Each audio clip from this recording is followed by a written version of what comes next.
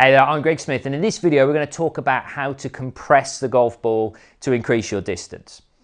Okay, so the first thing to understand is that everybody's golf ball will compress when we hit a full shot. You will strike the ball will compress, and then as it starts to expand, the ball's going to leave the club. There are a couple of different ways that we can increase the compression of the golf ball, and I think that's what most golfers are talking about when they want to get the distance up. They're talking about compressing the ball. Well, that doesn't necessarily explain the whole story, and we're going to look at different ways in which we can do this. So the first way is when we're talking about the irons. So we're talking about increasing the compression with the irons. So one way of increasing the compression of the ball is to increase your club head speed. The faster the club head is traveling, the more the ball will compress.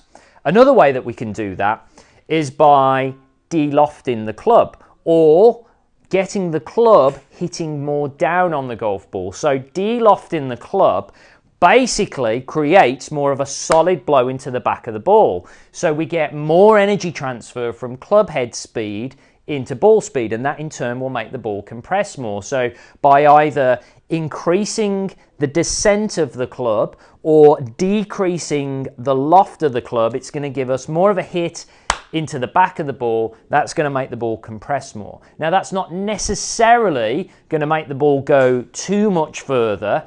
Maybe if we get more club head speed transferred into ball speed, it will do.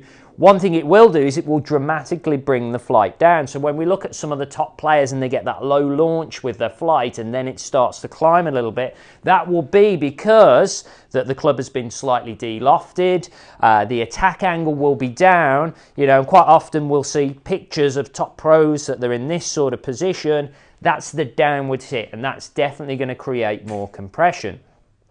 When we're talking about it with the driver, so trying to increase compression with a driver, that's not necessarily going to work.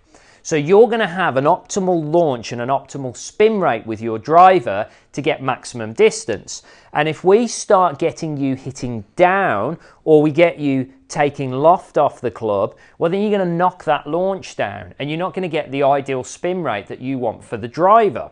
So, well, how do we increase compression with a driver? Well, it's really simple. We create more speed. That is how we get the ball compressing more, and that's how we increase our distance, through creating more speed. So any moves that you try and create in your golf swing to increase the angles here, so we'll see players like Dustin Johnson or Brooks Koepka, they come into impact and they look like this.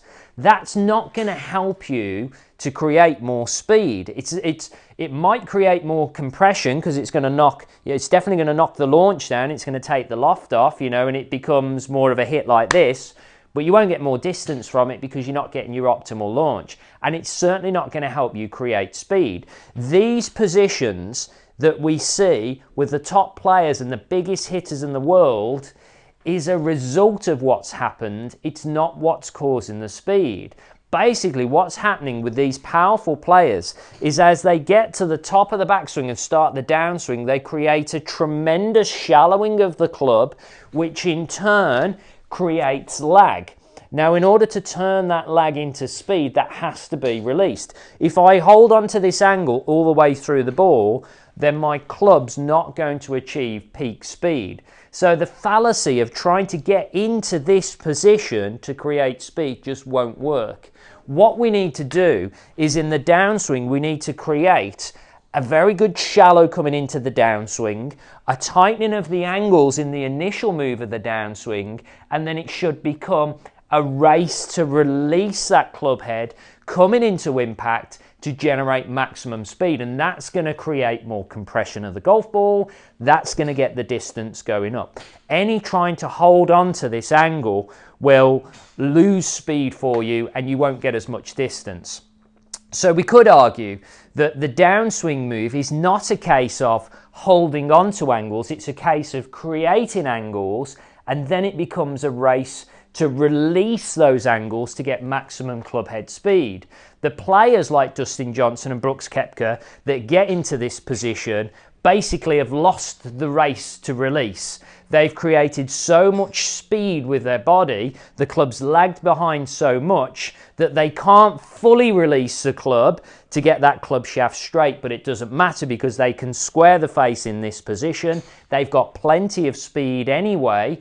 They don't need that last little bit of release to create more club head speed because they've got speed in abundance. So I want you to stop trying to hold on to these angles in an effort to create compression and get more distance with your drive.